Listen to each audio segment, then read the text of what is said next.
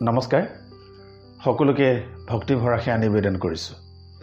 আমাৰ আগৰ চাৰিটা ভিডিঅ'তে আমি চাৰিগৰাকী গুৰুৰ সৈতে আমাৰ সম্বন্ধ সম্পৰ্কে আলোচনা কৰিছিলোঁ। আজি আমি আমাৰ শহীদসকলৰ সৈতে সামাজিক আৰু আধ্যাত্মিক সম্বন্ধ সম্পৰ্কে আলোচনা কৰিম।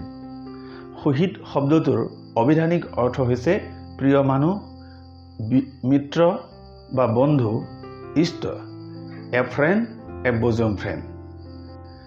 প্ৰিয় মানুহ, বন্ধু বা মিত্ৰ, ইষ্ট সেইজনকে বুজায় যিজনৰ লগত সকলো ধৰণৰ পাৰস্পৰিক বুজাবুজি থাকে। এটা প্ৰশ্ন হয়, পৃথিৱীৰ সকলো মানুহ আমাৰ শহীদ হয়নে? বন্ধুত্বহে পৰম ধৰ্ম, এই কথাষাৰ সঁচানে? পৰম শহীদ কোনজন? এনেবোৰ কথা আজি আলোচনাত সামৰিবৰ কাৰণে আমি চেষ্টা কৰিম। জন্মসূত্ৰে, কৰ্মসূত্ৰে, সামাজিক, আধ্যাত্মিক আদি বহু প্ৰক্ৰিয়াৰে আমাৰ শহীদসকলৰ সৈতে সম্বন্ধ স্থাপন হয়। পিতৃ মাতৃয়ে আমাক জন্ম দিলে বাবে পিতৃ মাতৃসকল আমাৰ শহীদ। একে পিতৃ মাতৃৰ সন্তান হোৱাৰ বাবে আমি ভাই ভনীসকল শহীদ। ইয়াৰ উপৰি আমাৰ পিতৃ মাতৃসকলৰ ভাতৃ ভগ্নী, বৰমা, বৰপিতা, খুৰা, খুৰী, পেহা, পেহী, মহা, মাহী আদিসকল আমাৰ শহীদ। পতি, পত্নী, শাহু, শহুৰ, দেৱৰ, ননদ, খুলখালী, শিক্ষাগুৰু, দীক্ষাগুৰু, কোনো সংগঠন বা সংঘৰ সদস্য, কোনো ধৰ্মীয় অনুষ্ঠানৰ সংগী, কোনো অৰ্থনৈতিক প্ৰতিষ্ঠানৰ স্বত্বাধিকাৰী, কৃষক, বনুৱা আদি সকলক আমি কৰ্মসূত্ৰে, ধৰ্মসূত্ৰে, সামাজিক বা আধ্যাত্মিকভাৱে লাভ কৰিছোঁ। শাৰীৰিক, মানসিক, আৰ্থিক, আধ্যাত্মিক আদি নানাভাৱে আমি ইজনে আনজনক হিত সাধন কৰিবলৈ চেষ্টা কৰিছোঁ। কাৰণ শহীদ হ'লে পৰস্পৰৰ সুখ দুখৰ সমভাগী হ'বলৈ বাধ্য। আনকি প্ৰয়োজন সাপেক্ষে নিজৰ জীৱনটো দিবলৈকো সততে সাজু থাকিব লাগে।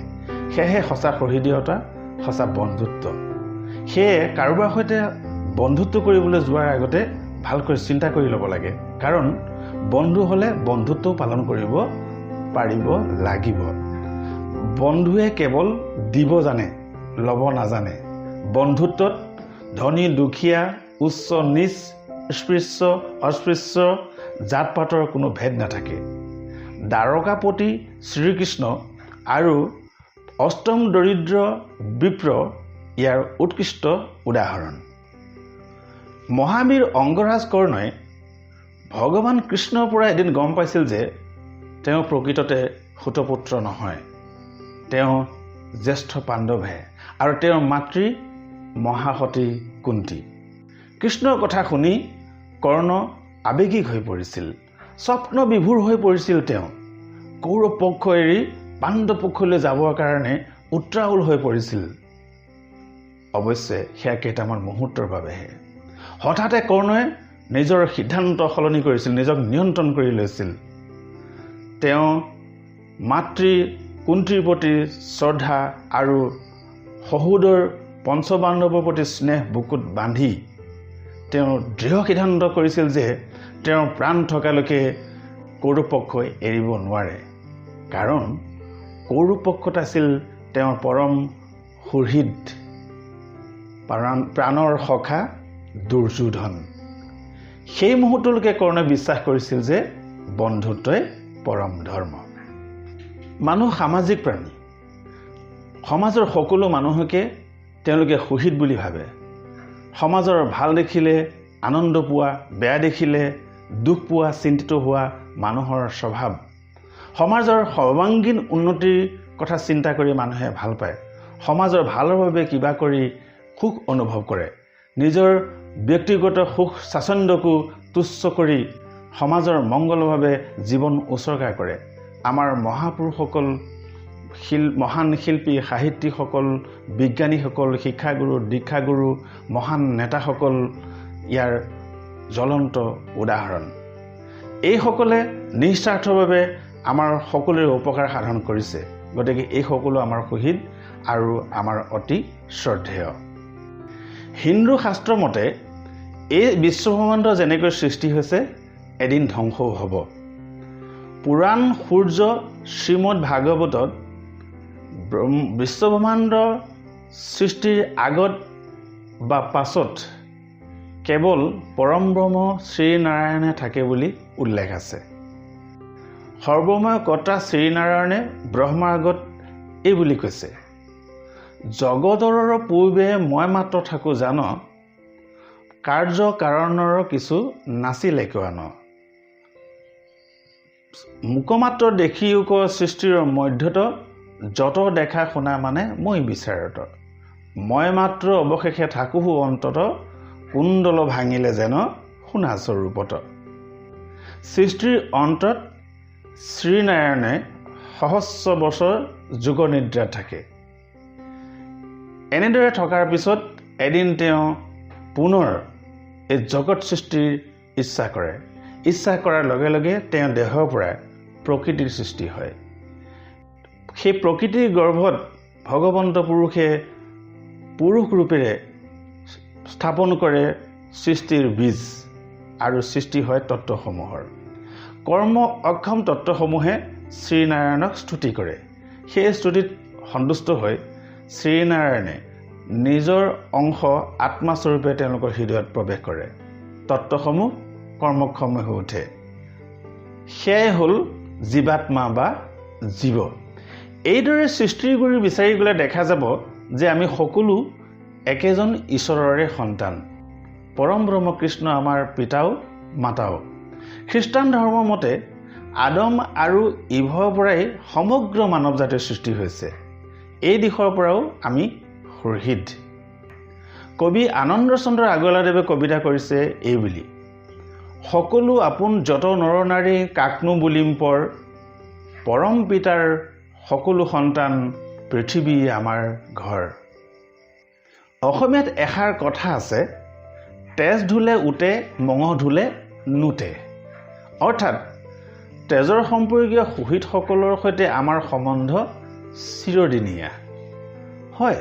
বিভিন্ন কাৰণত আমি কেতিয়াবা এইসকলৰ পৰা আঁতৰলৈ গুচি যাওঁ, কিন্তু এই কথাটো আমি জানো যে আমি ইচ্ছা কৰিয়েই তেওঁলোকৰ লগত সম্বন্ধ একেবাৰে শেষ কৰি পেলাব নোৱাৰোঁ।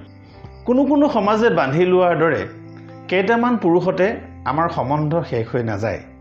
এই কথা মনত ৰাখিয়ে পৰলোকগামী শহীদসকলৰ স্মৃতিত জন্ম দিৱসৰ উপৰি মৃত্যু দিৱস যুগ যুগ ধৰি মানুহে পালন কৰি আহিছে। সম্বন্ধ শেষ নহয় বুলি জানিয়ে শহীদসকলে হাতে হাত ধৰি জীৱনৰ বাটত আগবাঢ়ি যোৱা উচিত। পৰস্পৰৰ ভাল হোৱাটো কামনা কৰা উচিত। শহীদসকলৰ সদনাম কিংবা বদনামৰ ফল সকলোৱে ভোগ কৰিবলগীয়া হয়। সেইকাৰণে নিজৰ অপকৰ্মৰ ফল যাতে শহীদসকলে ভুগিবলগীয়া নহয়, শহীদসকল বদনামী কিবা দুখৰ ভাগী হ'বলগীয়া নহয়, তাৰ কাৰণে সকলোৱে সততে সজাগ থকা উচিত। আগৰ ভিডিঅ'কেইটাতে আমি আলোচনা কৰিছিলোঁ যদিও এটা কথা আজি আমি পুনৰ আলোচনা কৰিব লাগিব, সেইটো হ'ল পঞ্চঋণ।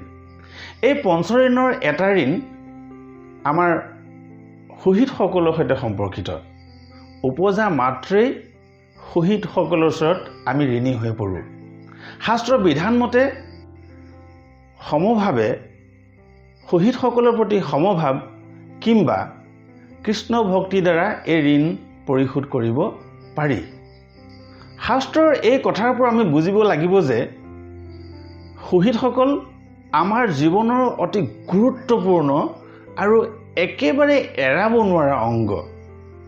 গতিকে তেনে শহীদসকলৰ প্ৰতি আমাৰ দায়িত্ব কেনে হ'ব আৰু আলোচনা নকৰিলেও আমি বুজি পাইছোঁ নিশ্চয়। যিয়ে শহীদসকলক সকলো বিপদ আপদৰ পৰা ৰক্ষা কৰি পৰম সুখ দিব পাৰে, তেওঁ হৈছে পৰম শহীদ।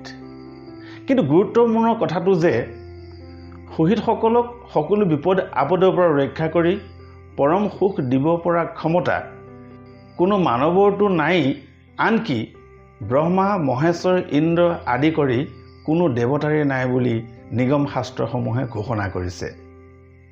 এই ক্ষমতা কেৱল এজনৰেই আছে, সেইজনেই হৈছে দেৱৰো দেৱতা পৰম ব্ৰহ্ম কৃষ্ণ।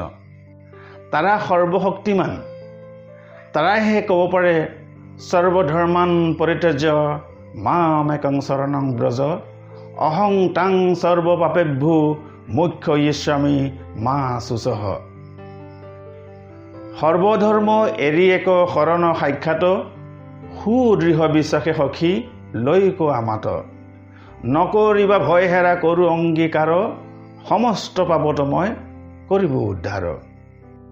মহাপুৰুষ শ্ৰী শ্ৰী মাধৱদেৱে আকৌ ঘোষণা কৰিছে এই বুলিহে, আপুনি আপোনাৰ বন্ধু, আপুনি আপোনাৰ শত্ৰু, আপুনি আপোনাৰ ৰাখে মাৰে, হৰিক নভজি নৰে, আপুনি হয় নষ্ট, হৰি ভজি আপোনাক তাৰে। অৰ্থাৎ হে নৰসকল, নিজৰ প্ৰতি যদি আপোনাৰ সুহৃদয়তা আছে তেন্তে সুহৃদসকলক ভাল পাবলৈ শিকক। পৰম সুহৃদ ঈশ্বৰ কৃষ্ণত একান্ত ভক্তি কৰক। কৃষ্ণ জয় গুৰু শংকৰ। আমাৰ ভিডিঅ'টো যদি ভাল লাগিছে তেনেহ'লে লাইক, শ্বেয়াৰ আৰু ছাবস্ক্ৰাইব কৰিবলৈ নাপাহৰিব।